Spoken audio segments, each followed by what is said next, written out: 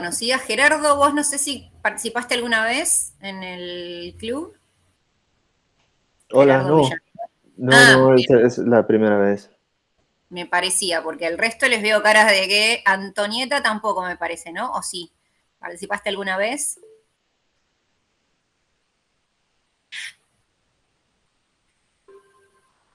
Fíjate que si tocas Ah, la pantalla, ahí está. ahí fue, no podía. Sí, es la Ah, primera vez que también. participo. Buenísimo. Bueno, bienvenidos. Sí, el resto les veo, más o menos, les veo caras conocidas, ya nos vamos conociendo de estos encuentros mensuales, pero a ustedes dos no los recordaba. Buenísimo. Bueno, bienvenidos entonces quienes es la primera vez que se conectan y qué bueno que volvieron al resto, que ya han participado de varios otros encuentros del Club de Lectura. Como siempre recuerdo, este es un encuentro mensual, siempre es el último sábado de mes. En esta oportunidad lo pasamos para el primero, porque el anterior tampoco fue el último sábado. En noviembre se adelantó un poquitito, porque tuvimos salida especial, que bueno, Magalí e Ignacio que están acá, estuvimos ahí comiendo los sorrentinos después de la novela Los Sorrentinos de Virginia Ida que compartimos en noviembre, que estuvo la autora también ahí participando en esta videollamada. Y bueno, adelantamos este encuentro porque diciembre ya sabemos que el último sábado era imposible que alguien se conecte o que tengamos ganas. Aparte era un bajón hablar de esta novela, ¿no? Fin de año directamente íbamos a terminar deprimidos todos. Era demasiado para leer a fin de año el que tiene sed y para charlarlo. Así que mejor que lo adelantamos. Y bueno, en enero probablemente haremos encuentro.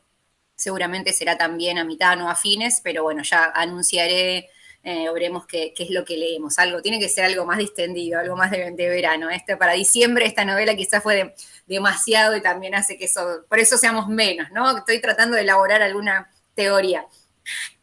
Pero bueno, sin embargo es un novelón, ¿no? Digo, esas novelas que hay que leer, digamos. Así que ahora me gustaría escucharles y ver cuáles fueron las distintas apreciaciones, ¿no? Porque creo que es una novela en la que pasamos por distintos estados, al menos en mi experiencia de lectura, y es una de estas novelas en las que uno siente como una experiencia de lectura, porque el efecto es muy fuerte. Bueno, para hacer una breve introducción, Abelardo Castillo no es ningún escritor nuevo, así que me parece que es como que ya algo conocemos, oímos, sino genial que lo hayan conocido a partir de este club. Nació en el 35, falleció en 2017, su esposa también reconocida escritora Silvia Parraguirre. Era escritor y tallerista, uno de los talleristas más importantes de nuestro país, o su célebre taller literario, que dicen quienes pasaron por ahí que era muy exigente en la admisión, que cuando vos querías participar de su taller te daba una lista de 100 libros que tenías que haber leído antes de ingresar a su taller para recién empezar a pensar en poder escribir, digamos, según su mirada de la literatura, ¿no? De hecho, en el libro Ser escritor, que es un libro sobre la escritura y sobre distintos escritores. Son todos textos bastante breves, pero habla también de su mirada y de los talleres literarios. Hay algunas anécdotas que suenan simpáticas, ahora haberlas vivido no sé si debe haber sido tan simpático, ¿no? Rebotes de textos que le mostraban y que los mandaba a aprender a escribir directamente, ¿no?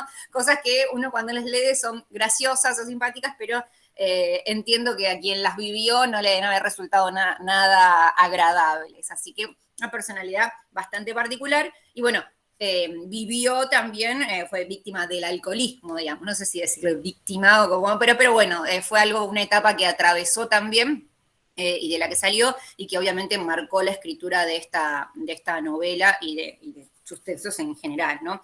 Esteban Espósito, que es el protagonista de esta novela, también protagonista otros de sus libros.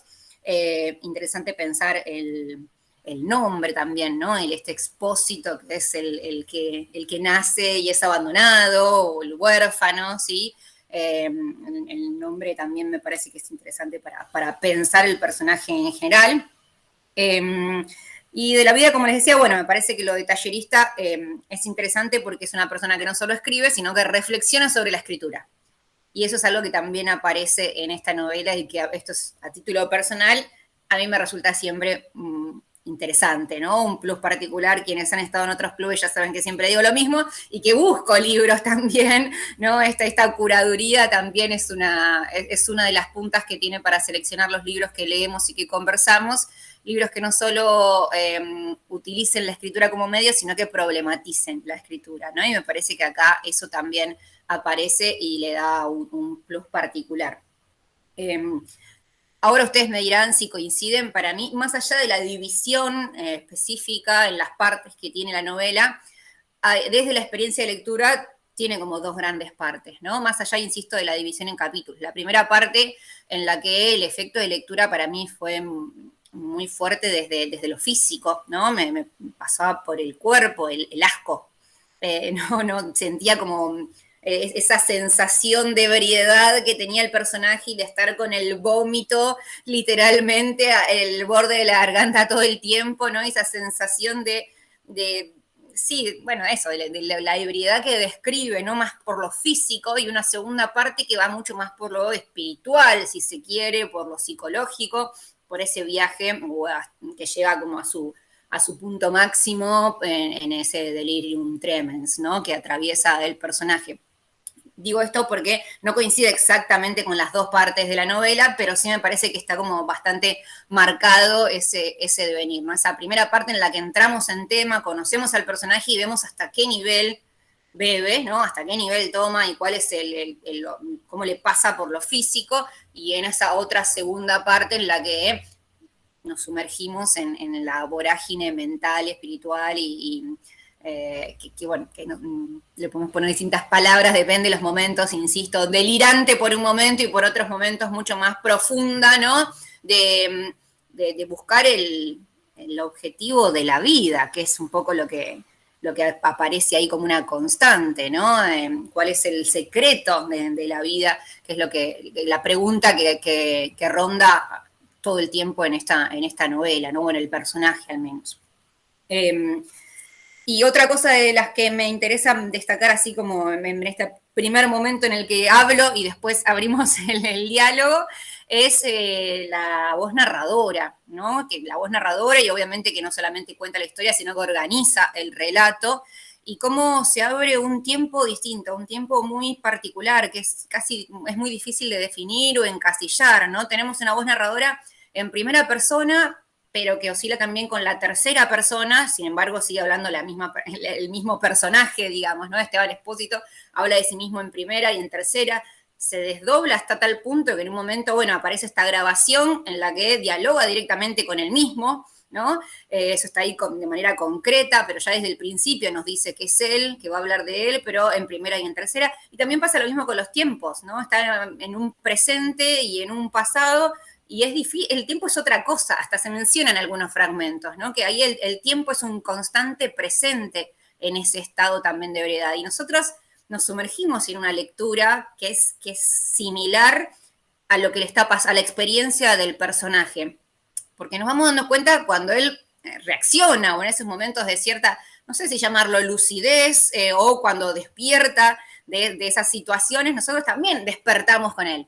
Y vamos viendo qué es lo que le pasa, y vamos viendo esos destrozos no sé, en la casa, o vamos viendo que está agarrado de una botella, nos despertamos ahí, y el tiempo es un presente constante, ¿no? Esa sensación de que tenemos que ir ordenando las piezas a partir de los momentos en los que él despierta o reacciona o no, al contrario, en la segunda parte, ¿no? Pero a partir de que nos va contando lo que va percibiendo, digamos, ¿no? Esas percepciones.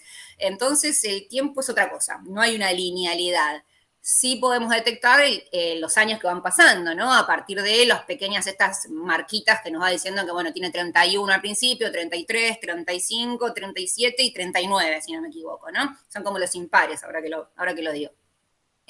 Sí, porque menciona los años impares justo. Bueno, entonces podemos ver eso, que hay un devenir de 8 años, digamos, de la vida de este personaje, pero después son como flashes, ¿no? Como instantes de lucidez en los que vamos conociendo esta historia. Eso también me parece muy interesante, porque no nos pesa, ¿no? Queremos abrir los ojos, queremos despertarnos y queremos ver qué es lo que nos va a contar en cada uno de los instantes y ver cómo avanza. Y esto se sostiene hasta el final, en las que, bueno, ahora después me contarán ustedes también cómo vieron ese final, porque a mí me deja como con dudas de qué ocurre exactamente, ¿no? ¿Qué es lo que le pasa en su interior o qué va a suceder después también? Así que bueno, me gustaría que empecemos hablando de este efecto de lectura, de qué les pasó, si soy yo la exagerada que me pasó por el cuerpo y me sentí en ese estado de asco, diría, ¿no? Me resultaba muy difícil leerlo, ¿no? Esta primera parte, las veces que lo leí, sí, me pasa lo mismo, me pasa por el cuerpo. Sí, Mauricio, dale. Hola, ¿qué tal? Es la primera novela que leo de Castillo. Yo había leído algunos cuentos, Patrón y algunos otros que están muy, muy buenos. Había leído también el libro que mostraste recién, no todo, pero gran parte y muy distinto a la novela. Y la novela me parecía eso, que tiene todo el tiempo dos cosas que van alternando, que se presentan casi simultáneamente, que es esto que decías vos de la primera y la tercera persona. La forma de escribir también, hay momentos que son como momentos más organizados y momentos que son muy desorganizados, que son más metonímicos, que yo calculo que tienen mucho que ver con intentar reflejar lo que va pensando y el modo de pensamiento que tiene producto por momentos del alcoholismo, por momentos también de la abstinencia. Así que también va sorteando en eso y también entre lo más lúcido y lo más delirante que tiene. Entonces todo el tiempo es entre las dos cosas. Es más, muchas veces en muchos personajes que aparecen uno no le queda muy en claro, o por lo menos a mí me pasó que no me quedaba muy en claro si realmente eran personajes que aparecían o eran alucinaciones. Y muchas veces también empieza a hablar con un personaje y de repente el personaje cambió y es otro. Hacia el final algo de esto pasa Sí. también con los médicos y con el personaje que él fue a ver al manicomio. Así que hay un montón de cosas que hacen que no sea una lectura muy ágil, sino que tiene que ser una lectura un poco atenta. A veces hay que volver un poquito para atrás y a veces volver para atrás tampoco sirve de mucho. Y conviene seguir. Tiene como esa particularidad de la escritura que a mí me llamó mucho la atención. Esto, para mí fue toda una novedad. Muy distinto a lo que hemos leído antes de los sorrentinos o incluso el de Samantha Schweblin. Nada que ver. Es otra cosa muy, muy distinta. Incluso muy distinto también a lo que decía de los cuentos que yo había leído. Sí, en mi caso también, ¿eh? Es la única novela de Castillo que leí. Sé que acá hay gente, bueno, Ignacio creo que leíste mucho, Leandro también, si no me equivoco, ¿no? No me acuerdo. Hay gente que lo leyó mucho. Yo leí también cuentos y, bueno, y sus textos sobre la escritura, pero esta es la única novela, así que tampoco puedo compararlo con otras, ¿no? Pero me parece, sí, interesante esto que mencionás de los personajes y de también ese estado de incomprensión que tenemos que también me parece que lleva al estado de ebriedad, ¿no? A reproducir esa situación de que, bueno, trato de entender qué está pasando acá, no sé si se lo imagina, si está existiendo, si pasa con los médicos, pasa con este personaje de la sirenita, ¿no? Y en un También. momento, no, es Mara, no es Mara, es la sirenita, bueno, no sé ni quién es, no importa, es una figura femenina que ahí viene, ¿no? Como un ángel, se menciona también, digo, que no nos interesa tampoco pareciera o que no quiere que nos interese exactamente qué es lo que está sucediendo, pero es más una sensación, más no meternos ahí en lo que le está pasando al personaje, más allá de encasillar concretamente la escena, ¿no? Esa sensación la comparto con lo que vos decías. Sí. Y hay una recurrencia también que es interesante, que es a ciertos escritores que también han pasado por el alcoholismo, como Poe o como Dylan Thomas, también. Sí, sí. Sí, lo de Poe me parece que el de Poe es como el más frecuente, vuelve en varios momentos del texto, sí. Sí, sí, sí. Gracias, Mauricio. ¿Lea? Buenas, buenas. ¿Se escucha, no? Sí. Bueno, yo en primer lugar no podía creer la selección del texto, porque de hecho lo había comprado un mes antes y era la primera novela en realidad que de Castillo. Había leído cuentos, pero le tenía muchísimas ganas. Me habían dicho, empezá con el que tiene sed y bueno, cuando lo encaré no lo podía creer. De hecho, justo me había enfermado, lo agarro y hice una lectura que fue muy distinta a la que hice ahora. como si leyera a Cortázar y no sé, capaz que todas las cuestiones que tenían que ver con el jazz y demás, bueno, dijera, esto es pedantería, lo paso por encima. Y ahora como que intenté detenerme en todas estas palabras y en toda esta cosmogonía a la cual recurre y demás, y la flashé zarpado. Lo que hace al efecto de lectura, a mí no me generó asco, sino más bien, como decía Mauricio, era remitirme a una sensación de embriaguez totalmente. Es episódico el texto, obviamente, y en eso son flashes, como si uno estuviera viviendo la sensación que tiene el mismo protagonista. Y también me remitía capaz a pensar en Dostoyevsky, que de hecho los cita todo el tiempo a todos estos autores. De hecho, son parte de ese panteón también que él dice, como que en algún momento lo van a juzgar, o con los que dialoga acerca de esa sensación que él decide voluntariamente, creo yo, no sé, exponerse. Y bueno, en eso yo recordé como una fascinación por pensar esta sensación que oscilaba entre la humillación, el desprecio y al mismo tiempo el orgullo. Era como que esas eran para mí las sensaciones en torno a las que transitaba el texto. Y después, bueno, nada, paso la posta porque para mí es un texto que no sé, me fascinó. De hecho, lo pongo en el podio de novelas que he leído porque es increíble. Buenísimo, gracias. Te hago una aclaración para Gerardo, Antonieta y para no sé si hay alguien más que no haya estado. Acá habla quien quiere, yo voy ordenando un poco, pero para que no hablemos a la vez nada más, así que pueden levantar la manito o si no encuentran el botón, levanten la mano realmente, no hay problema, o también pueden escribir por el chat, como quieran, ¿sí? Vamos, la idea es que sea un diálogo y que vayamos conversando cada uno desde su mirada, desde su experiencia de lectura, ¿sí? Buenísimo, Lea. Sí, a eso me refería con el asco, ¿no? Con la sensación del mismo estado de ebriedad que tenía que tenía el protagonista, ¿no? No digo que me daba asco lo que contaba, sino que yo me sentía como en el cuerpo, en la misma experiencia que se contaba, me daba esa sensación. Maggie. Ah, no, perdón, Lea, sí, Un dale. poquito. No, ¿sabes por qué me quedé con lo del asco? Como que el asco, ¿sabes a qué lo asociaba yo? Por ejemplo, que una vez lo charlamos con la cuestión esta de Palashniuk. Digo, eso para mí era asco con todas las letras. Claro, Por eso, digo, no, esto era como, para claro. mí esta otra cosa que sí, lo semejaba más quizás a esa embriaguez. Bueno, listo, chao, me callo. No, no está bien. Le habla del cuento Tripas, por ejemplo, de Palahniuk, que hemos hablado en otro taller, que te da como impresión, pero a vos desde lector.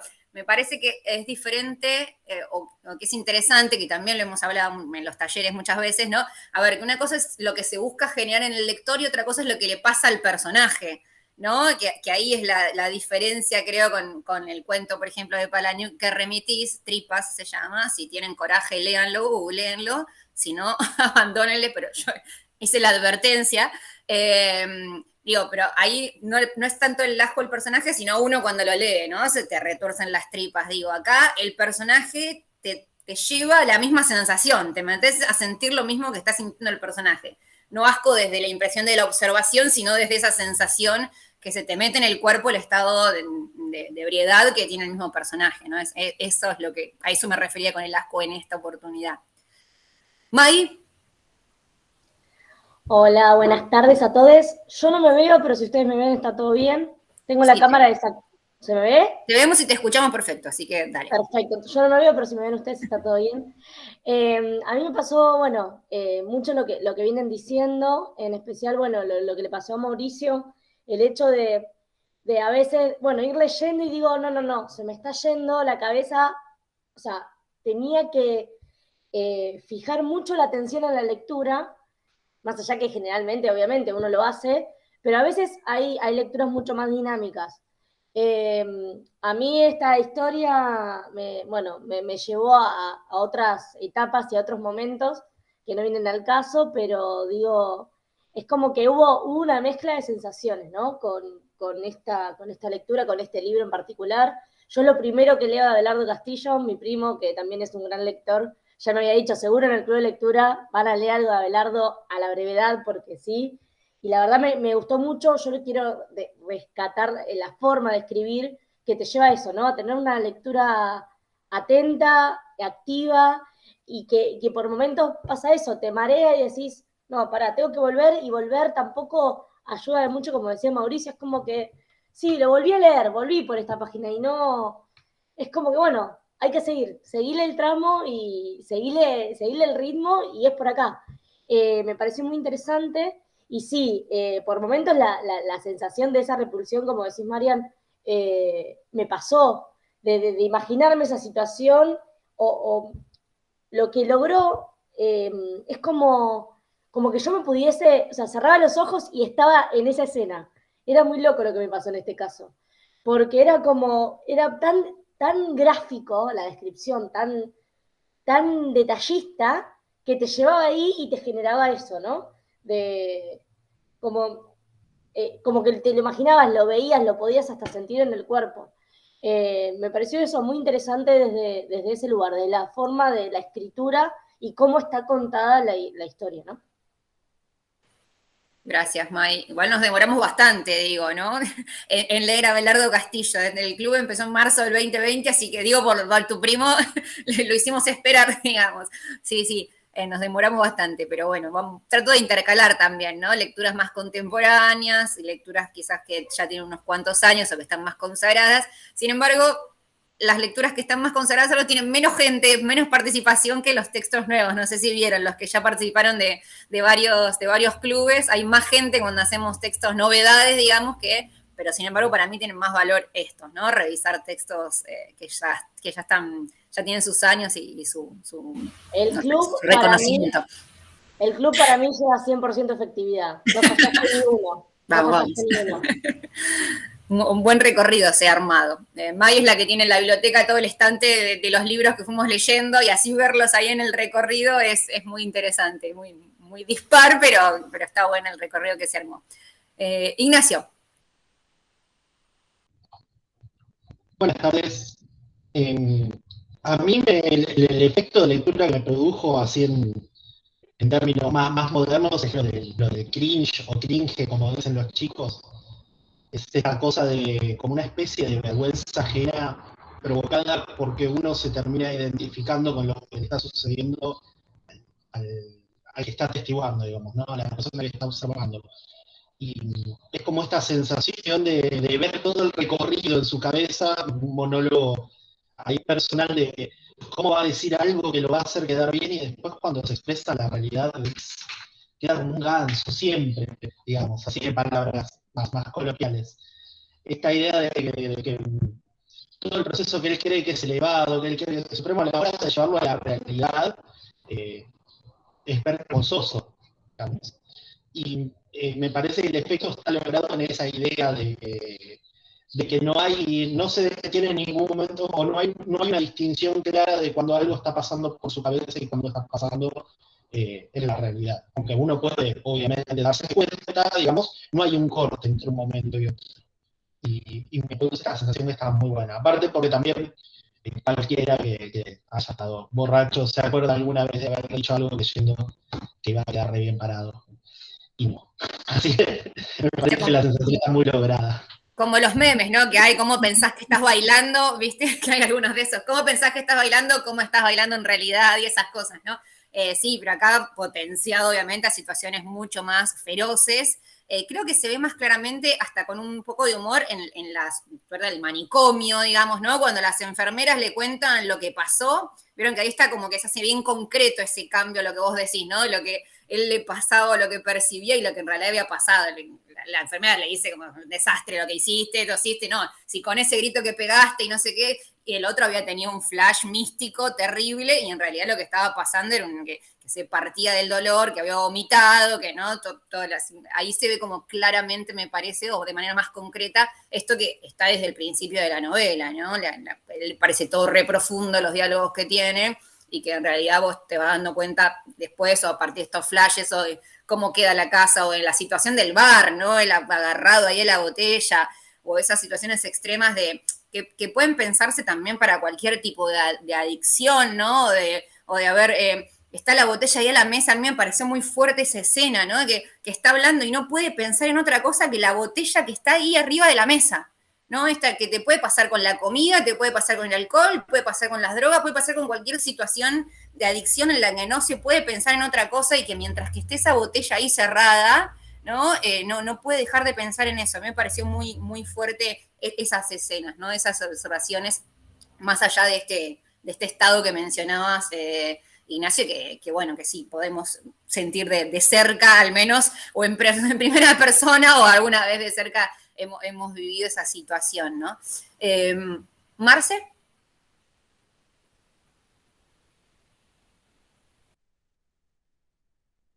Ahora sí. Bueno, hola a todos. Bueno, lo que quería comentar de esto que nos pasó un poco a todos, ¿no? De quedar como turbado por momentos con este tipo de escritura, a mí me hizo pensar, sin saberlo exactamente, tenía como una idea que lo había escuchado alguna vez, pero no estaba segura. Digo, tiene que haber pasado por la experiencia. Tiene que haber pasado por la experiencia porque pensé, no se puede escribir algo tan verosímil si no se lo rozó, ¿no? Si no se experimentó o se lo vivió muy de cerca o en carne propia o con algún cercano. Para mí, la veracidad del relato, desde antes del total deterioro, ¿no? Desde la primera fase, no, la primera parte del libro donde describe, de la novela donde describe eh, sus borracheras, la conducta, lo que hace, cómo él mismo se va dando cuenta que está derrapando, o no, o se olvida. Hasta el deterioro orgánico, ¿no? Que describe con perfección. Yo creo que ha investigado muchísimo realmente sobre eso. Bueno, yo por ahí quedé como muy tomada por la parte a lo que me dedico, por lo que me gusta hacer, por el interés mío en particular con la locura. Eh, ha investigado muchísimo, pero también lo ha sentido, no lo ha experimentado. Quedé muy, muy conmovida por eso y creo que esa identificación que siente el lector, ¿no? De los estados, del asco, de la pena, del ver ese deterioro y perderse también en el relato, ¿no? Donde él empieza a disgregarse, su mente empieza como a deteriorarse, aparecen las alucinaciones, los delirios, y uno se mezcla con todo eso, perdiendo noción como el personaje. Uno ya no sabe quién habla, ¿no? Si es una alucinación, si es real. Lo mismo el tema de la mujer, ¿no? No saber si es la sirenita, si es Mara. También habla, a mí me hizo pensar en esto de la mujer como no recuerdo la frase exactamente, la mujer como casa, ¿no? Como él necesita del personaje femenino permanentemente, ¿no? A lo largo de toda la novela, desdoblado en múltiples mujeres, en distintos tipos, ¿no? Y cada una ejerciendo como un rol, ¿no? Mara tiene un rol muy fuerte, hay como un rol muy, muy, eh, el ojo crítico, ¿no? Que si bien lo rescata por momentos, otros momentos es rechazado, pero cada mujer tiene, o la sirenita, ¿no? Esta cosa idealizada de lo femenino, lo bello, lo tierno, ¿no? Lo romántico. Pero para mí es un personaje que también me lo cuestiono, ¿no? El de la sirenita siempre me terminó pareciendo como, ya como en esa fase donde él ya alucinaba, pero igual me parece que es su relación a la mujer, al amor, ¿no? Como que me quedé más pensando en eso que si era real o no, ¿no? Cómo se le desdobla el objeto femenino, ¿no? Y a cuál busca en cada ocasión, ¿no? Cuál se le aparece en cada ocasión según cómo él esté o que esté viviendo, ¿no? Eso, eso. Buenísimo esto que comentabas, le comentabas al principio, que ya lo hemos charlado en muchos encuentros del club, ¿no? Esto de hay que haberlo vivido para contarlo. Salió con el tema de la maternidad, no sé si se acuerdan los que estuvieron en el texto de Samantha Schweblin, ¿no? Digo, a ver, tiene que ser madre. Bueno, Samantha Schweblin no es madre, ¿no? Y puede contar ese temor y esa cuestión de la maternidad. Digo, si no, no se podría escribir sobre asesinos sin haber Claro. matado a nadie, ¿no? Digo, pero que entiendo perfectamente esto que mencionás, que uno dice, no puede haberlo escrito, y probablemente, quizás sí lo puede, ¿no? Lo podría haber escrito, pero creo que hay un plus ahí en la vivencia, ¿no? Que hace que, Eso. bueno, lo tenía preparado para después, pero se los digo ahora. Hay una cita en Ser Escritor, ¿no? Donde habla un texto que se llama La originalidad, y que justamente termina diciendo: la originalidad no consiste en escribir sin puntos ni comas o en contar sucesos que nadie haya podido imaginar, sino en ver la realidad entera desde uno mismo y que el lector sienta, eso es exactamente lo que yo sentía, ¿no? Y justamente, digo, me hace pensar en esto que vos decías, ¿no? A ver qué decís, esto es lo que se tiene que sentir, o si uno lo experimentó, esto es lo que yo sentía, y si no, esto es la única manera de que vos me digas, esta es la mirada de uno mismo, ¿no? La mirada de él personalmente, la mirada de quien lo vivió, como decías vos. Me parece muy fuerte, muy interesante eso, ¿no? Y sin embargo, muchos de estos escritores malditos, o estos escritores que tuvieron problemas con alcohol, es muy frecuente que digan que en estado de ebriedad no han escrito, hay una frase, no he escrito ninguna página lúcida, ninguna página buena, que no han escrito, o sea, que han tenido que salir de ese estado para escribir buenas cosas, ¿no? Esta idea de romántica, que tiene mucho de romántico también esta novela, si bien no está en la etapa de la literatura romántica, no de amor, romántica del romanticismo, esta exacerbación de los sentidos, ¿no? Y del escritor o el personaje y el universo y la naturaleza, ¿no? En contraposición, no, en conjunto, digamos. Me parece que eso tiene mucho de esa mirada romántica y del encuentro fáustico, ¿no? Y del vender el alma al diablo y toda esa cuestión. Creo que es interesante pensar eso también, ¿no? Digo, no sé, es una pregunta que no tiene respuesta. A ver, ¿se puede escribir? Bueno, si confiamos en la literatura, deberíamos pensar que sí, ¿no? Se puede escribir sin haber atravesado, pero sí coincido en esto que decís, no, bueno, acá es muy profundo, ¿no? Tiene un plus, sí, tal cual. Tiene que haber vivido esta experiencia, sí. Me parece interesante eso que mencionas. Bueno, y después coincido también con lo de las mujeres que decís que van apareciendo a lo largo de todo el texto. ¿Gerardo? Gracias, Marce. Hola, bueno, les voy a contar un poco mi experiencia con este libro. Bueno, yo no estoy en Argentina, yo estoy en México. Yo soy de acá de México y leí por primera vez un cuento de Abelardo Castillo hace muchos años en un taller. Nos dejaron leer un cuento que se llama El hacha pequeña de los indios. Y me pareció un cuento increíble, increíble. Y al poco tiempo pude encontrar un ejemplar del que tiene sed en una librería acá en México. Pero estoy hablando de hace casi 20 años. Cuando a Abelardo Castillo acá no se le conoce nada, y hace 20 años menos, ¿no? Entonces, a partir de ahí, me empecé a involucrar con su escritura mucho, lo he leído mucho. No, obviamente no soy experto, ni mucho menos, pero por puro gusto he estado tratando de leer casi toda su literatura. Y esta novela es la que más me gusta de él, ¿no? Sí, coincido con lo que comentan en cuanto a que es una novela que tiene muchos rasgos autobiográficos, ¿no? Por parte de Castillo. Él se asumía como él decía que era un dipsómano. Esto es una especie de variante del alcoholismo, en donde el dipsómano no es alguien que esté bebiendo todo el tiempo, sino que es alguien que cuando bebe mucho, bebe en exceso, ¿no? Justo como este personaje. Y sí hay mucho de autobiográfico en la novela, digo, a reserva de lo que comentemos más adelante, pero creo que en alguna no sé en dónde, no recuerdo ahora bien dónde, pero esto de que la sirenita pues es la encarnación de Silvia Iparraguirre, porque es justo él sale del alcoholismo cuando se casa con ella, ¿no? Esto que comentaba Marisela del rol femenino es muy fuerte en la novela, ¿no?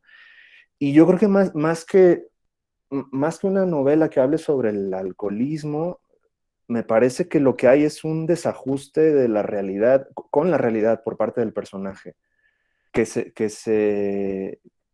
se manifiesta a través de, se tenía que manifestar a través de algo, y ese algo es el alcoholismo, que era lo que perseguía a Castillo en aquellos años. Y es una novela que está conectada con otra que él escribió, que se llama Crónica de un iniciado, en donde justamente aparece un Esteban Expósito previo a este. Es un Esteban Expósito como de 30 años antes, o mucho más joven, ¿no? En donde sí me da mucha curiosidad, ahora que dices esto del mito fáustico, en esa novela Esteban Expósito hace un pacto con el diablo, tal cual, ¿no? Así como en Fausto, y lo que, digamos, por así decirlo, le vende su alma a cambio de que él pueda escribir una obra, ¿no? De hecho, en esta novela, no sé si lo recuerdan, trae todo el tiempo un cuaderno, ¿no? Y está escribiendo, ¿no? Pues es justamente la otra novela, la de Crónica de un iniciado, que Castillo creo que le llevó cerca de 30 años escribirla. Fue como su trabajo más laborioso, ¿no? Y sí, hay muchos, por lo que han comentado, hay muchas referencias literarias que son importantes porque son los autores que marcaron a Castillo, ¿no? Poe, que también era otro dipsómano, ¿no? Lowry, en fin, son lecturas que él fue llevando a lo largo del tiempo mientras escribía esta novela. Y a mí, algo que me parece muy, muy importante es que esta novela él la escribe justo cuando sale del alcoholismo, cosa que es todavía más difícil, ¿no? Alguien que se redime y cuenta su propia historia, pero ya sin beber. Creo que pocos podrían hacerlo, ¿no? Seguir escribiendo sobre algo que te estuvo atormentando durante tanto tiempo y llevarlo a este nivel me parece a mí magnífico. Y sí, me parece que ha habido dos grandes bloques en la novela. Y justo es por eso, porque creo que hasta el mismo lenguaje va cambiando, ¿no? Al final ya pues, justo lo dice, es el delirium tremens, ¿no? Es ya el lenguaje del alcohólico, estos flashazos, estos espacios en blanco, donde no sabes a quién le habla, si está recordando, si está viviendo lo que le está aconteciendo, ¿no? Y el lenguaje se convierte en otra cosa, ¿no? De hecho, el apartado previo a donde él, sí, donde cuenta la parte que es previa a entrar al manicomio, a mí me parece maravillosa y uno de los episodios más duros y más, al mismo tiempo más lúcidos que he leído, ¿no? Entonces, a mí me parece un acierto que hayan elegido esta novela, justo por eso entré en esta ocasión. Y bueno, hay mucho que decir sobre Abelardo Castillo. Como les digo, acá en México no hay libros suyos, muy poco se consigue. Yo todo lo que he podido leer ha sido a lo largo del tiempo en viajes que hice a Argentina o pidiendo por internet los libros, en fin, ¿no? Pero me parece uno de los escritores más notables y más increíbles que he leído. Y bueno, hasta ahí lo dejo. Bueno, muchas gracias por conectarte desde allá y por todo lo que comentás. Sí, acá, si bien hay muchas personas que probablemente no lo hayan leído nunca, es uno de los narradores, digamos, más reconocidos, y sobre todo creo que también se conoce mucho por por lo que decíamos, por su actividad como tallerista y como mentor de muchos otros escritores, ¿no? Ahora hay muchos escritores contemporáneos que, bueno, participó en el taller de Abelardo Castillo, y es como una chapa muy, muy grande, ¿no? Una puerta, una llave ahí para mirarlo con otros ojos, digamos, o mirarla con otros ojos a quienes hayan participado. Y en el prólogo, pienso, de esta edición, no sé cómo lo leíste vos, Gerardo, pero en el prólogo de Forn, de esta edición, justamente se explica esto que vos decías de Crónica de un iniciado, ¿no? Que la empezó a escribir y sintió que no podía, que no lo iba a terminar nunca y se prometió no escribir nunca más otra cosa, y ahí empezaron a aparecer estas notas que poco a poco se fueron transformando en el que tiene sed, ¿no? Pero fue en el medio, la Crónica del iniciado la termina escribiendo mucho después, digamos, pero aparece en el medio a partir de algunas notas o unas descripciones, digamos, que empieza a recuperar y que van tomando forma en lo que es el que tiene sed. Lo explica ahí en el prólogo, no sé si el resto lo leyeron o si lo leyeron de esta edición o de otra forma. Ignacio, levantaste la mano de nuevo y Marcela también, están ahí con la mano, no sé si era... Dale, Ignacio, entonces.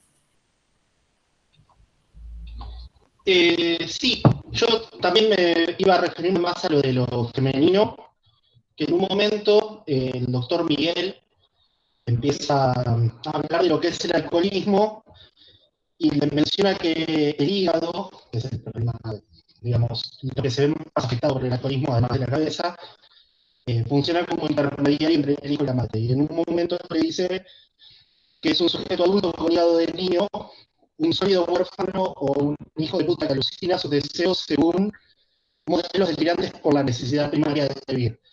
O sea que identifica el alcoholismo con una relación al abandono de la madre en un principio. Que también hay un capítulo donde habla un poco del abandono de la madre en relación a cómo era su relación con el padre, y que el padre no era la figura castradora que solía mencionar en esos apéndices del doctor Sturm. Siempre busca ser un borracho atípico, digamos, no el borracho de manual, digamos. Pero está esta como especie de justificación en falta de un vínculo femenino primario, digamos, en el texto, que está bastante explícita y que sí, que creo que se ve, o sea, esta es como el cierre de todo lo que viene pasando con las mujeres que aparecen en su vida en el libro. Sí, está bueno, no lo había pensado así, está bueno eso que mencionás. Sí, está también en la escena esta, ¿no? Pienso ahora que, recupero ahora que lo decís, ¿no? Esto de la escena con el padre, están jugando y por qué se fue mamá, ¿no? Esa cuestión ahí que marca ese vínculo que mencionás, está bueno lo que decís, Ignacio. Lea, no sé si querías aportar sobre esto. Sí, no, justo pensando también en lo que era el rol de las mujeres, se me venía una escena en la cual él entra a reflexionar, bueno, en esta ausencia de Mara, y por eso y hace como una clasificación de las mujeres, que él dice, bueno, como que, creo lo tengo acá, que dice, como las clasifica, como una parva de mujeres niñas, madres niñas, amantes niñas, dedicadas todo el tiempo a salvarlo de las acechanzas del mundo y últimamente también de Mara y de la bebida. Y acá dice, bueno, como si no serán como una especie apenas sombras de la soledad, los pañuelitos y el talco huérfano del básico sobre el que la bebida y el miedo van construyendo como un golem a este desamparado para todo uso, porque también era notable la cantidad de niñas adúlteras, párvulas, cuadragenarias y demás, que acá, bueno, ya directamente son otras las que le vienen a quitar lo poco que tiene. En este sentido, como que en torno a esta figura del padeciente, que es el bebedor, aparecen como estos dos grandes grupos, que, bueno, que en torno a los cuales se puede clasificar de un lado, obviamente, a Mara, la Sirenita, las mismas enfermeras, y de otro lado quizás a esta prostituta que aparece en un entonces, bueno, no sé qué otra figura, ahora capaz no se me viene ninguna. Capaz la enfermera, la hermana de Morgana Sturm, también como alguien que viene a quitarle a él. Y nada, yo quiero añadir que uno de los personajes que me fascinó era el del doctor Miguel, es fantástico. Hermoso. Y después, bueno, no sé, yo acá capaz que se lo comentaba, digo, esto lo tiro como un eje más, ¿no? Por arriba. Pero respecto a esta cuestión del pacto fáustico, digo, que queda por arriba, o sea, como algo que está en su cabeza o es algo real, porque yo era como que intenté buscar como un par de ejes, ¿no? Uno era obviamente el de este tránsito en torno a la evolución de la locura, en torno al alcoholismo, y el otro, la evolución de ese pacto fáustico en torno al sentido de la vida y las revelaciones que a él se le presentan. Y obviamente queda un final que da para pensar en torno a si se cumple o si nada más está en el delirio de él mismo, ¿no? En su cabeza. No sé qué piensan. No sé si alguien quiere... Está como, a ver, la posibilidad, digamos, de que exista, ¿no? Hay ciertos personajes que pareciera ese diálogo, incluso con él mismo, ¿no? A ver, incluso en esa duplicación que hay del mismo, o el personaje de Sturm también, digo, hay diálogos ahí que pero no me parece que sea, y esto es una lectura personal, ¿no? Que exista, sino me parece que todo sucede en el interior, en ese diálogo y en ese delirium tremens. No veo como si he leído que sucede en Crónicas de un iniciado, ¿no? Que bueno, y que Gerardo recién lo mencionaba también. Acá me parece que queda más en el plano de lo que sucede en su mente, ¿no? En el interior de ese estado de ebriedad. No sé si alguien quiere mencionar algo al respecto. También es del libro, pero en Crónicas de un iniciado, en algún punto menciona que ese pacto es una mentira. Así que como que es algo que está buscando más en una forma de rescatarse a él mismo de la mediocridad que en una realidad. Claro. Para justificar que lleva una vida que no le gusta a nadie. Recupero ahí mientras lo que mencionaron en el chat. Mauricio dice que habría dejado de ver en el 74 e incluso pensó que no volvería a escribir. Sí, en el 85 sale esa novela y después las otras restantes. Pienso en esto también de el vicio o la adicción o el acompañamiento a la escritura. No sé, en otro nivel, mucho más liviano, pero pienso en Cassiari, por ejemplo, cuando tuvo que dejar de fumar y que sintió que no iba a poder escribir nunca más una página en su vida. Comenta, ¿no? Porque estaba asociado el cigarrillo para él, el acto de fumar, a la escritura, y no podía volver a escribir sin fumar, ¿no? Pienso en esas sensaciones de que el ritual de la escritura, o la necesidad de la escritura, vaya a saber qué cosa, esté asociada a una práctica concreta, ¿no? Como una nota de color lo que comento. Ahí Leandro dice tal cual, de hecho clasifica a las mujeres en... lo que mencionabas recién. Bueno, y Antonieta que se despide. Bien, bueno, como otro tópico, otro nivel para conversar, me parece que es interesante pensar en, mencioné lo de la cita de la originalidad, pero pensar en el modo en que está construido, ¿no? A nivel literario, a nivel de estrategias. La novela sale en el 85, es escrito unos cuantos años antes, y pensemos que se constituye como una referencia para muchos escritores contemporáneos, ¿no? Porque ahora por ahí las estrategias o la estructura la vemos como más natural, o bueno, sí, se juega con este tipo de escritura, pero en esa época era bastante vanguardista, por llamarlo de alguna manera, ¿no? Rupturista. Esto de los textos que aparecen al final de los capítulos, sobre todo al principio, ¿no? Por ejemplo, que son como pequeños ensayos por momentos, firmados por Sturm o dos personajes, ¿no? Que hablan del alcoholismo en general, o hay un momento que es como una pequeña obra de teatro, ¿no? Representada así con aclaración y con la estructura teatral, o narraciones, o pequeñas anécdotas. Eso me parece muy interesante para pensarlo. Y después el fluir de la conciencia que aparece en este Delirium Tremens, ¿no? Que son páginas y páginas sin puntos, y que también hay una asociación libre que empieza, que está mirada casi como ingenua, podríamos decir, o del propio delirio, ¿no? De mezclar un tema y empezar hablando de una cosa, y cuando te quisiste acordar ya está hablando de otra, ¿no? Y uno no puede respirar tampoco cuando lo lee, ¿no? Esta cuestión de ahí que tiene que ver con eso, con el fluir de la conciencia, o con el monólogo interior, y que por momentos es un diálogo interior, ¿no? Porque se desdobla el personaje y hasta dialoga con él mismo, como decíamos hoy, por momentos de manera concreta está ese diálogo, porque escuchas las cintas de su grabación, ¿no? Y dialoga con él mismo, y por otros momentos es algo más interno, ¿no? Esto de hablar y revisarse a sí mismo. Todas esas estrategias me parece que para pensarlas para una publicación en el 85 no son poca cosa, digamos, ¿no? Y bueno, como les decía hoy, él ha sido mentor de muchos escritores, y más allá de su taller, creo que fueron como ejemplo para muchas personas que escriben en la actualidad, ¿no? Hoy en día estamos más acostumbrados a ver este tipo de recursos, pero en el 85 hay que pensarlos como que deben haber sido también un flash más grande, digamos, ¿no? Que en la actualidad. No sé si se me escapa algún otro recurso que hayan visto, que les haya interesado particularmente. ¿Los escucho? Creo que los mencioné todos los recursos. No, quizás complementando esto mismo de la estructura, para mí, al principio yo no la lograba entender, que era estos apartados que había que él decía, bueno, el cuaderno azul, de tapa azul, y luego ellos o el panteón. todos más o menos, no sé si comprendieron lo mismo, digo, por esto para ayudar a entenderla. A mí me mareó un toque. En el primero eran como anotaciones más bien específicas en torno a lo que era la comprensión de la dipsomanía, de la evolución de la locura, del alcohol. De hecho, sorprende, claro, no sé, capaz la figura de Sturm, que en un momento aparece como un especialista y luego como alguien con el cual él le tuvo contacto y experiencias mediatas y hasta incluso después termina siendo paciente.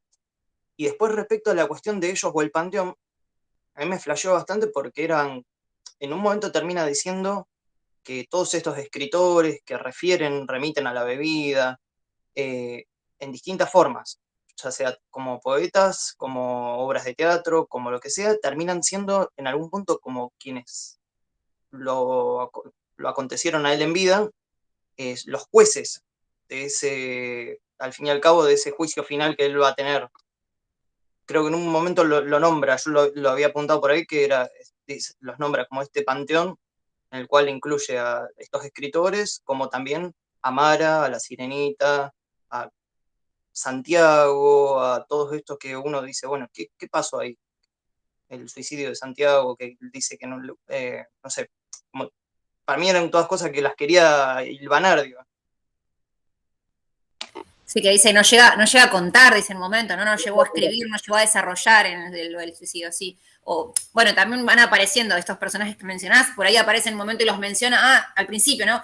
Te llegué a contar cuando está el hombre de los ojos de plata, te llegué a contar de esto, y nosotros todavía no lo sabemos quizás, ¿no? Después empieza a desarrollar esas cosas, pero ahí al principio le dice, hasta te conté esto, sí, vos me contaste tal cosa, y después aparecen estos personajes, o en el caso de ese del suicidio no se llega ni a contar ni a desarrollar. Sí, interesante cómo va construyendo todo ese devenir. Ignacio.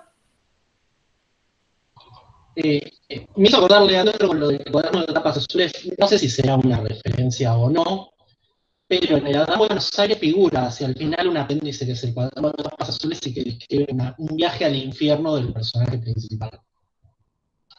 Puede ser una referencia, puede ser que me estoy acordando de cualquier cosa también porque lo leí hace un montón, pero me sonaba como que tira bastantes cosas así de literatura variada. Sí, ni me acuerdo del Cuaderno Azul de Adán Buenos Aires, pero a mí me dio esa sensación de que hay un montón de referencias y que obviamente a uno se le escapan, ¿no? Me daba esa sensación de que está todo el tiempo, algunas obviamente uno las puede ir encontrando o detectando, ¿no? Que son pequeñas, o cuando habla de, ya que hablamos de Poe o el escarabajo de oro, y no me acuerdo qué otra referencia, hay algunas así que las podés percibir y otras que debe haber un espesor ahí que hay que hacer esa lectura que decía Leandro, ¿no? Esa segunda o tercera lectura tratando de detectar todo lo que aparece ahí, que también es parte de su estado, ¿no? De estos micromomentos de lucidez que aparecen en esos delirios. Porque por momentos también se habla del alcohol como la llave para acceder a cierto conocimiento o a cierta comprensión, ¿no? Ese delirio, esas cosas que se pueden acceder solo en ese estado. Y ahí aparecen también muchas referencias. Es interesante esa mirada también. Podría ser tranquilamente, Ignacio, no se me escapa, la verdad, porque no me acuerdo exactamente, pero podría ser, sí. ¿Maggie? Sí, cuando mencionaste lo de las comas, los puntos, me acordé, yo dije, no me acordaba, lo estaba buscando, digo, no me acordaba si fue en este libro, que hay momentos que no hay ningún signo de puntuación, ni un punto, ni una coma, ni nada, y yo digo, y en esa parte es como que también volví a releer, digo, no hay puntos, no hay comas, no, y es como que leí así de corrido, y me resultaba muy raro, y digo, bueno, quizás referido a la verborragia que quizás una persona en estado de ebriedad puede llegar a tener, que no para, y habla y demás. Y lo que decía Leandro, a mí me parece que al final de algunos capítulos, yo creo que complementa la lectura. Por ejemplo, me acuerdo de uno que amplía el cuestionario a ver si sos alcohólico o no. Aparecen las 20 preguntas, que lo menciona muy acotado en el capítulo y al final como que está todo el cuestionario completo. Que yo lo tomé desde ese lugar, capaz que es una pavada lo que estoy diciendo, pero yo lo tomé desde este lugar, como que complementaba lo que estaba contando en ese capítulo como para que pudiéramos entender desde algún modo o darle como la vuelta de tuerca a lo que él estaba contando en ese capítulo, para mí. Pero no sé Sí, si... sí, como apéndices, ¿no? O anexos del capítulo. Tema aparte, con ese cuestionario somos todos alcohólicos, ¿no? No sé si les pasó a ustedes, pero digo, si te dice, respondés una positivo, es probable que seas alcohólico, 2 positivos, tenés mucho. Bueno, pará, somos todos alcohólicos. Chiste aparte, perdón. No, aparte son 20. O sea, si por una de 20 sos listo, vayamos todos a un centro de recuperación. Sí, sí, tal cual. Gerardo. Sí, no, justo con esto que comentaban de la forma, pues me parece que hay una cierta lógica justo en el desorden que está viviendo el personaje, ¿no? No podría ser una novela ordenada por capítulos numerados y bien cuidadita, porque justamente eso rompería con la naturaleza propia de la novela, ¿no? De hecho, uno de los primeros capítulos, que es el del cruce del Aqueronte, ese es un cuento, en realidad. Se puede leer como un cuento aislado, totalmente fuera del contexto de la novela, ¿no? Y sí, hay muchos, digamos, la novela creo que va salpicando muchos hechos que sí acontecen en Crónica de un iniciado y que no nos los cuenta acá. Eso del suicidio de Santiago sí se cuenta totalmente en la otra novela, porque justo este es un Esteban Espósito ya pues más viejo, ¿no? Al que se conoció en Crónica de un iniciado. Y sí, creo que lo de este pacto fáustico no se le cumple. A mí me parece que también es como una especie de alucinación que le ocurre en Crónica de un iniciado y que él sigue pensando que le está ocurriendo acá, porque él piensa que va a escribir esa gran novela y no la está escribiendo, la está derrochando y finalmente tampoco consiguió nada con ese pacto, porque su vida sigue siendo una vida miserable de alcohólico, que va tropezándose, que va confundiendo las cosas, que va a un buzón y deja una carta pero no pone el remitente, ese tipo de cosas que pues, creo que forman parte solamente de una alucinación constante, ¿no? De este sufrimiento que está pasando a alguien que tiene una adicción de esta naturaleza, ¿no? Entonces, pero creo que eso en la cabeza de Castillo es todo un orden, es un cosmos que él crea y que le funciona muy bien, ¿no? Sí, pienso en esto que decís de los cuentos, me parece que los primeros, no sé si son 3 o 4, sí, no 3, porque el cuarto ya es El hombre de los ojos de plata, y ahí ya empieza en otro terreno según mi lectura, ¿no? Pero los 3 primeros creo que tranquilamente podrían ser como 3 cuentos, ¿no? Independientes, digamos, empiezan y terminan, habiendo leído, sí, muchos otros cuentos de Castillo, me parece que tienen como esa estructura, podrían ser lecturas independientes. Y sí, coincido en esto del desorden, me parece que esos 3 primeros capítulos te meten en sintonía y después no viene todo ese desbarranco emocional, digamos, que es necesario también. Creo que lo que le decía al principio, me parece que físicamente entras en qué le está ocurriendo a este hombre y cómo planifica la ebriedad, ¿no? Esto del viaje en el colectivo y yo lo siento como en el cuerpo, como les decía al principio, ¿no? Me parece increíble cómo está narrado y cómo esta cuestión de medir y cuánto va a dormir y cómo se va a despertar y esa ventana de lucidez que tiene después, ¿no? Y cómo la aprovecha y cómo después... Me parece increíble todo eso, cómo está narrado. Y sí, coincido que no podía ser de otra manera, ¿no? No hubiera sido igual si estaba contado, narrado de manera ordenada, como vos decís, Gerardo. ¿Lea? Sí, me quedaba con esto que decía Gerardo del orden que al menos en su cabeza está, porque ya en el primer capítulo él está anunciando, así como él se presenta y dice, bueno, está cumpliendo 31 años, anuncia un plan que dice que va a ser para 40 y no 30, que al fin y al cabo es 39, y ahí es como que empieza toda esta enumeración, o al menos estos episodios que se dan cada 2 años, y que en algún punto son como la concreción de ese pacto que, bueno, al menos ocurre en su cabeza.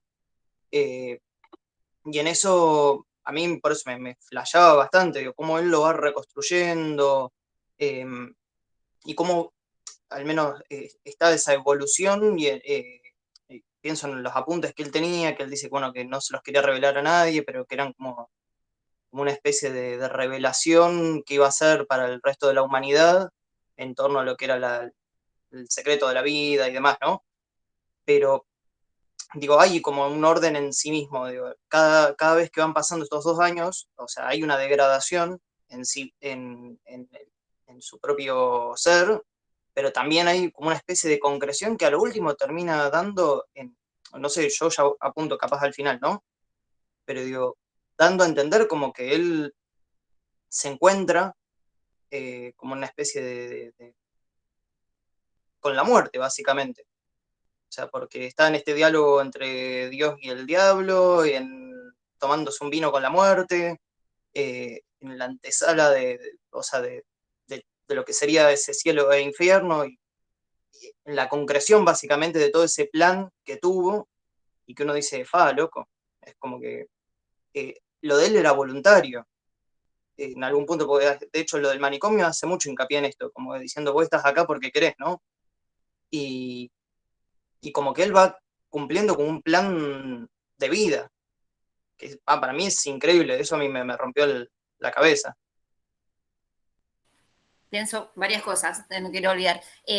Pienso esto que decías de darle al mundo, dejarle al mundo la respuesta y qué sé yo, ahí está un poco esto de lo romántico que les decía, ¿no? Esta idea del escritor como el que viene a revelar una verdad y que va a encontrar el sentido de la vida y lo va a dejar para los que vengan después, ¿no? Ahí me parece que hay una mirada que si bien está como, a ver, el resto de las cosas es muy concreto, es muy coloquial y hay, ¿no? Hay diálogos y hay mucha argentinidad también en las maneras de hablar que tiene el personaje, pero esa intención ahí por detrás me parece como grandilocuente, ¿no? Esto de voy a dejarle algo, voy a explicarles el sentido de la vida al resto. Después esto de lo está voluntariamente, no sé, ¿cómo lo leyeron? A mí me parece casi que es como una, no sé, como no sé si chiste es la palabra, ¿no? Pero irónicamente esto está voluntariamente, los médicos le dicen, sí, vos estás acá porque querés, claro, estás de visita, sí, claro que estás de visita, ¿no? Pero en realidad cuando le empiezan a decir todos los síntomas o las características que tiene que estar ahí, o sea, el tipo no es nada voluntario, ¿no? Me parece que hay ahí como una cuestión irónica, si se quiere, no sé si chiste, pero sí la ironía, ¿no?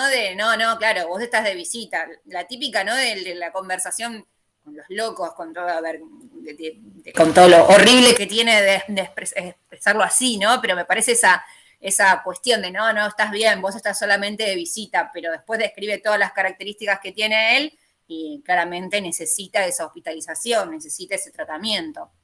Eso es de lo voluntario. Y después, bueno, si quieren conversamos de esto al final, que me parece como una imagen hermosísima, ¿no? Dentro de todo de lo terrible que tiene, pero, y además está esta idea de, no era la muerte, ni era la locura, ni es una alegoría, ni fue una visión. Pasado, presente, ya nos descoloca ahí también. Y a ver, no es la muerte, pero dale, una mujer, la rosa en la boca, se le pone a tomar con él, ¿no? Déjame pensar que es la muerte. A mí me encanta pensar que es la muerte, ¿no? Hasta me hace pensar en La Renga, no sé, en la canción de La Renga, digo. Me gusta ese encuentro ahí con la muerte, pero bueno, se encarga de decir, no era la muerte, ni la locura, ni es una alegoría, ni fue una visión. Entonces, ¿qué mierda diría yo? ¿Quién es esta mujer, no? No sé qué leyeron ustedes ahí en la escena final. Quiero saber. ¿Qué respuesta le encontraron? O le encuentran ahora, no sé.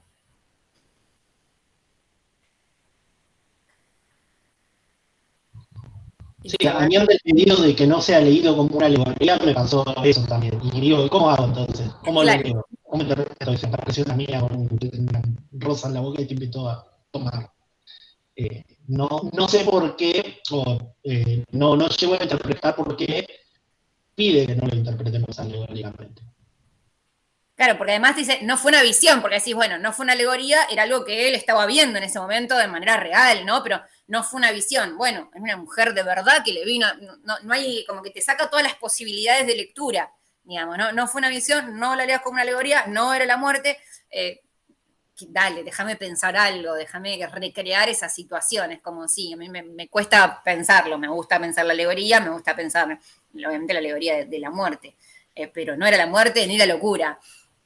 No sé, ¿con qué sensación se quedaron ahí después de ese final? Otra pregunta sería, ¿se recupera o abandona, fuera de las otras novelas? No me digan los que leyeron otras o los que conocen, en esta novela, sí, en este final, digo, ¿piensan que sale del manicomio y se recupera o sigue siendo alcohólico? Ignacio. Hay una parte donde avanza más en el final y dice que la sirenita lo va a encontrar en una comisaría borracho. Así que, con recaída va a haber, digamos. Al menos eso. No hay una no, y aparte, bueno, al final en esta alegoría se sienta a tomar, digamos, ¿no? Con esta, quien sea esta mujer, digo, no hay una cura. ¿Alguien pensó? Sí, dale, ya. A mí se me vino, justo en esa imagen, bueno, era como un montón de intertextos, ¿no? Como, por ejemplo, pensaba en la película de Fabio, Juan Moreira, en un momento que, bueno, está basada, de hecho, en Juan Moreira, la novela de Eduardo Gutiérrez. Y en un momento muere el hijo de él, que es un angelito, y está jugando con la muerte, el personaje, Juan Moreira, al truco. Y le hace mula, ¿no? Y en ese sentido, y bueno, y se lleva al hijo. Y a mí se me venía justamente esa imagen cuando estaba él tomándose un vino con quien yo represento, con esta figura. Que también en esa película es como que aparecen todas representaciones criollas de figuras que están capaz en la Divina Comedia o demás, que es maravilloso.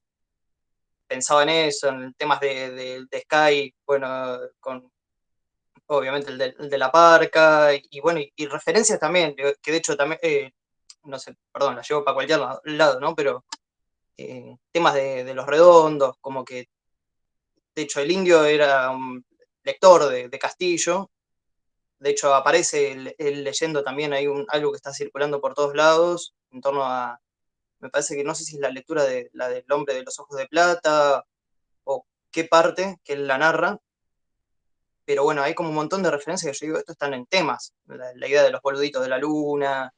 Es que en realidad son todas como escrituras, volvemos a lo mismo, ¿no? Relecturas del mito fáustico y del pacto con el diablo y de, ya sea el alcohol o cualquier otra situación, se recuperan. Juan Moreira incluso también, ¿no? Pensando en eso. Sí, pero creo que se puede hacer un montón de vínculos, intertextos, y en muchos casos creo que es al revés. Nosotros lo leemos ahora, pero en realidad muchos lo deben haber tomado de Castillo, ¿no? Como vos decías, son lecturas de Castillo posteriores, digamos, sí.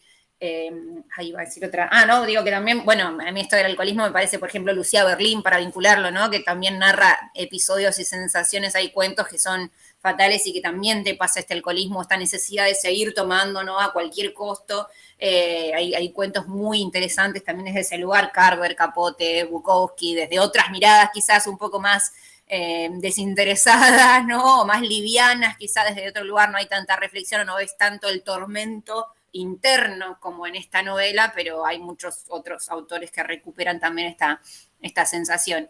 Se dice siempre que esta es como el gran tratado, la gran escritura, la mejor escritura, dicen, sobre el alcoholismo, ¿no? Justamente me parece porque narra este tormento interno, no tanto desde afuera, no tanto cómo se ve o cómo se vinculan con los otros personajes, sino te metes en el interior del personaje que está atravesando eso. Y la verdad que quizás en Lucía Berlín, pienso de lo que yo he leído, obviamente, hay un poco de eso también, pero siempre está más narrado o contado desde el vínculo con las otras personas, ¿no? Y no tanto desde el interior del personaje que lo vive o que lo atraviesa. Así que por eso calculo que muchas personas se habla siempre como esta, como la gran novela del alcoholismo, ¿no? Ignacio. Sí, que hacían esta cosa medio intertextual. Hay un cuento de Liliana Hetter, que es amiga de Castillo, que si no me acuerdo si es Don Juan o San Juan de la Casa de Dios, donde también habla de una persona alcohólica, pero desde el punto de vista de una persona que padece a la persona alcohólica, y incluso el cuento es anterior a esta novela, no sé si es anterior a La Barca de Aguilonte, pero en un momento figura el título de este libro. O sea, dice algo así como y esos padecimientos que tienen aquel que tiene sed, digamos. Así que hay como por lo menos un diálogo evidente con otro texto ahí, digamos.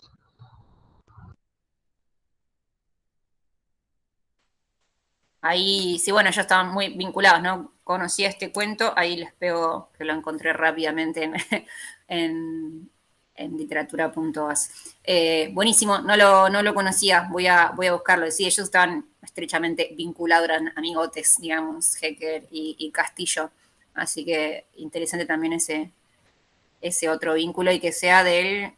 Ay, a ver, no sé, no encuentro cuándo fue publicado. Ah, Colección del Espejo, 1977, dice acá. Claro, anterior a la publicación de la novela. Bueno, y el que tiene sed, digo, es la traducción exacta de, no me sale la palabra ahora, ay, la que me mencionaron hoy. Bueno, este sinónimo, digamos, griego del alcoholismo. Alguien que me tire la palabra. No me sale. De la dipsomanía. Dipsomanía, ahí está. No me salía la palabra, acá está, la encontré justo. De la dipsomanía que está en el epígrafe, ¿no? El último epígrafe es justamente eso, sediento el que tiene sed, y es la traducción exacta de la etimología, ¿no? Digamos, de la palabra dipsomanía, que como decía Gerardo, si no me equivoco, hay como una variante, no es exactamente lo mismo que el alcoholismo, aunque si uno lo busca en diccionarios actuales aparecen como sinónimos, ¿no? Pero bueno, hay otra justificación, podríamos decir, ¿no? No es lo mismo que el alcohólico, la persona que bebe, que tiene sed constante, ¿no? Que tiene esos excesos, etimológicamente tendría otra explicación, otra definición la palabra, ¿no? Bueno, no sé si tienen algunas otras cuestiones, miren sus notas, a ver si nos quedó algo por charlar, creo que hemos pasado por, acá la tenía anotada la palabra, el nivel de percepción, creo que yo ya todo lo que tenía anotado lo hemos mencionado, no sé, fíjense si tienen algo más para conversar, intercambiar. Bueno, Marce se tiene que retirar.